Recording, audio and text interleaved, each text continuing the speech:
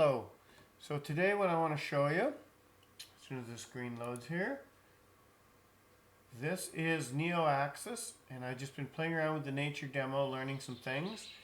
And what I've done is I've changed the sun to a little bit more yellow, and I've added the fog density up just a little bit and given it a tiny bit of orange color to it.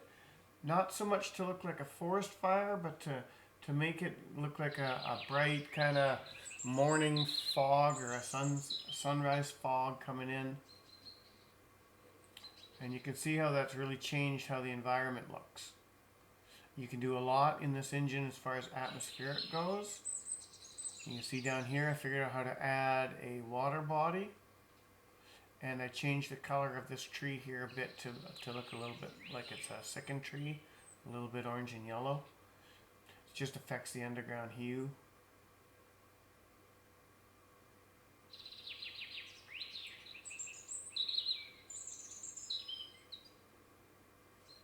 And you can see here I've added a big tree to the center of the two buildings. So we fly back up there.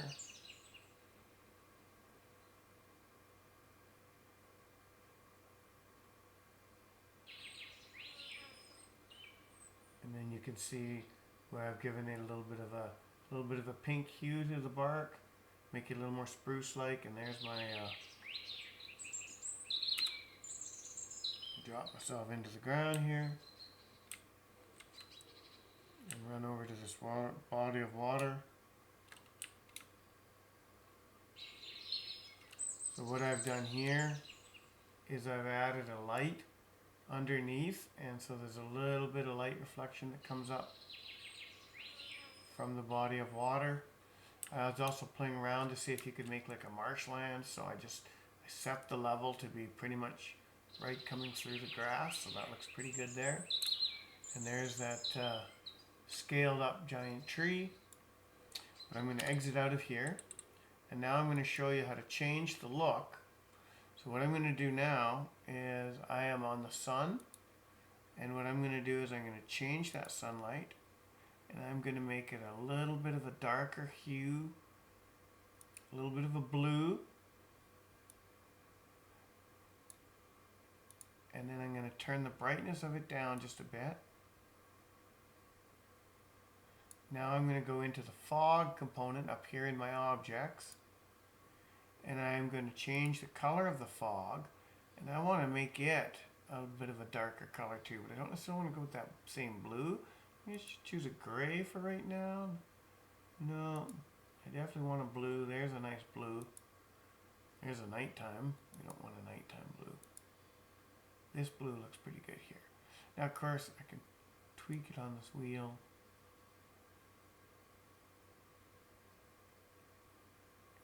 Forward a bit.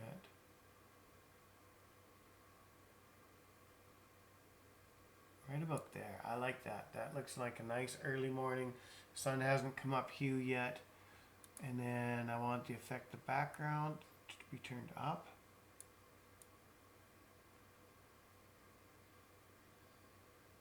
I can turn it off. I can turn it up a bit. There we go. Now you can turn out the start distance, make it way in the background, just creep through the trees a little bit, or you can bring it right front and center. But I think I'm going to go there. I'm going to turn up the density a little bit more.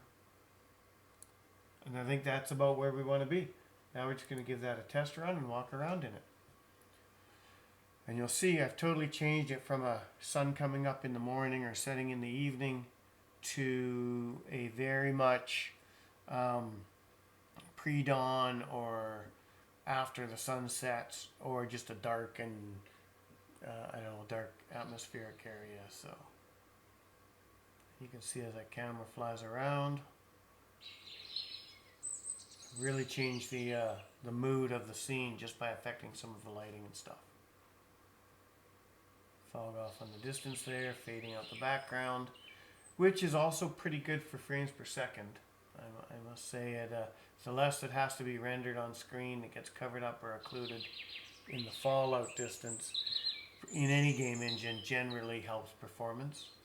Now I've got everything turned right up right now, so it is still chugging along just fine. I'm getting like 50, 60 frames a second. But you can see how that really changes the appearance and makes for quite the environment. Now there's still a whole lot I have to learn about this engine. I'm barely scratching the surface.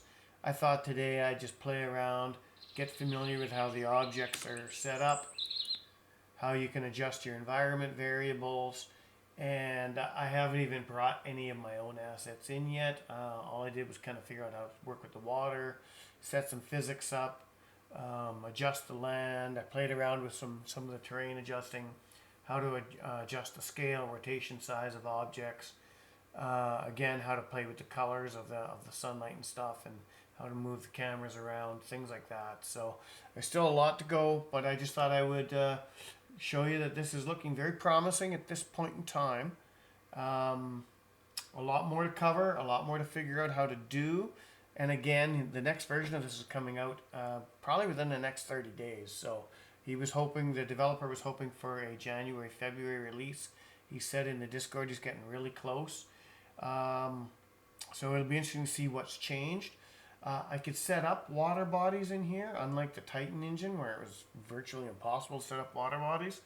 I'm not a huge fan of the water body texture per se. It's just pretty much a standard texture. I could let me just select it here. It's a light. I put a light underneath there to shine up a bit. But there's the body, so I can adjust the tessellation per unit. I can adjust the UV tile. So I can bring that way up.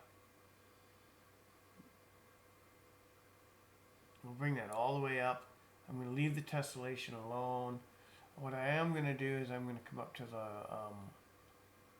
sunlight here. Scroll way up top. Sunlight, and I'm just going to turn my sunlight up just a little bit here. Bring it back kind of a little more daytime. And I'm going to change this light to pretty close to neutral here. Just so that I can show you how this water looks in scene. Scaling it out like that, the pattern looks better to me. However, it gets pixely a bit, so I'll have to play around with that and figure out if there's a better way to do the water.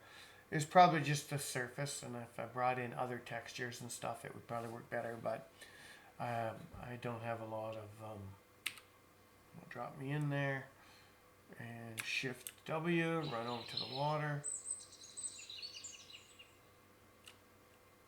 and you can see there that I've changed out that pattern, so it's looking a lot more pixely, but here's my light underneath coming through, but it's not quite the pattern I wanted, so I'm going to escape, exit, I'm going to change that again, just to show you the tessellation levels. Down here to my water. All the way down. Select my surface mesh. I can change the colors on it.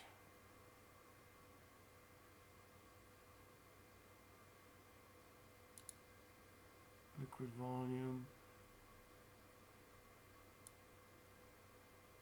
I'm going to shrink that down and go about there. Now I'm going to go back into here. Do the colors there.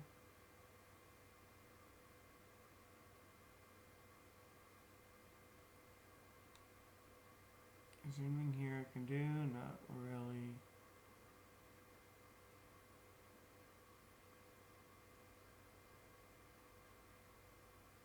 Yeah, we'll leave the motion blur up.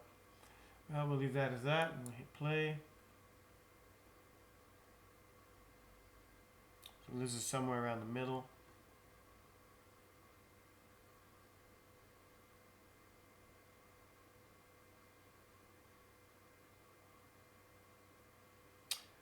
Come on.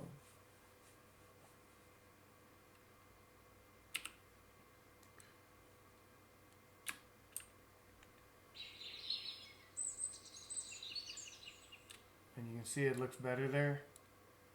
But I'm still dealing with that same pattern. So I'm going to go one more time. And I'm going to turn that pattern all the way up this time. I'm going to really crank the tiles.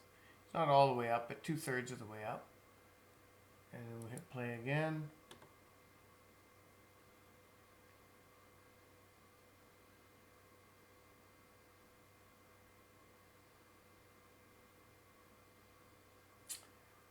Do this little load thing.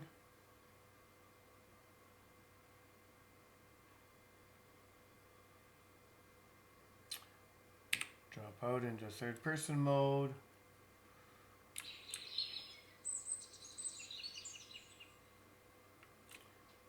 And you can see how that's looking really tiled there, right? It looks really good though, like the water looks a lot better tiled like this. However, it is still just that same pattern. But a person will just have to take time to play around with that and figure out how to make it work. There's a lot of things to figure out how to make work in this engine still. I'm just scratching the surface, but I am very pleased with the update. The only other thing I'm going to show you here is I'm going to change the color on that tree. Select the tree. And I've got this pink color here. I am simply going to change that out, and I am going to should we make it a bright red tree? Nah, I'm just gonna go to white. Maybe a little bit more browny. We're gonna go just a little bit of subsurface tan in there. There, that looks good. And then I don't even need to zoom out, but you can see how the grass or the bark is a brown, a little bit of a brown tan color now, and the tree is taking on a little bit more of a yellow hue. I'll go in and I'll change that to a little darker brown. And you can see the green's a little darker green again, and the brown's a little darker brown. So you can definitely affect subsurface colors on these.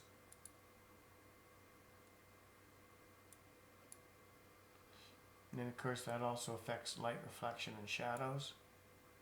So you can see the whole environment change. Let's go with blue. See how everything changes there to a blue.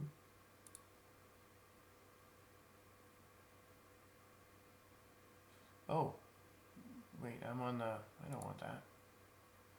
I'm changing the wrong thing right now. Sorry about that. I want this. I was changing the background pipeline. Sorry about that. So, let's change that. Let's make that a green.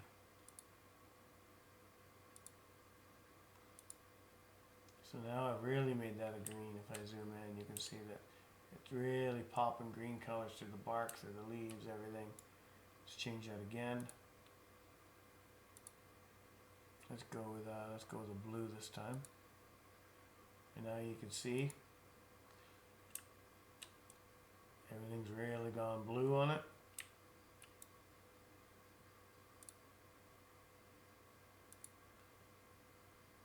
But we probably just want to settle with a nice tan.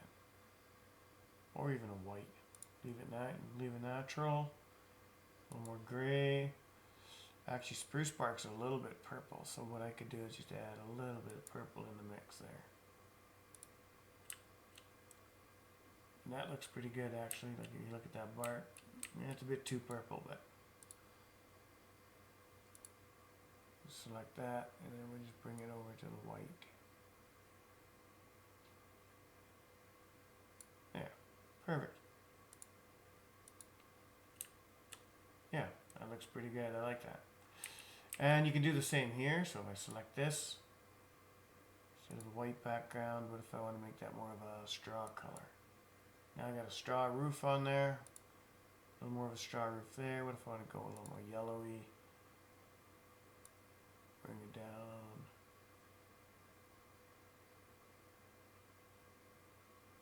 There.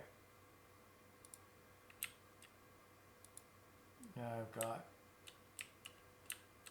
I've affected the under hue of the entire model, and I've just given it a little more of a straw looking effect. Popped a little more life into it. So anyway, yeah, that's all I really wanted to show you.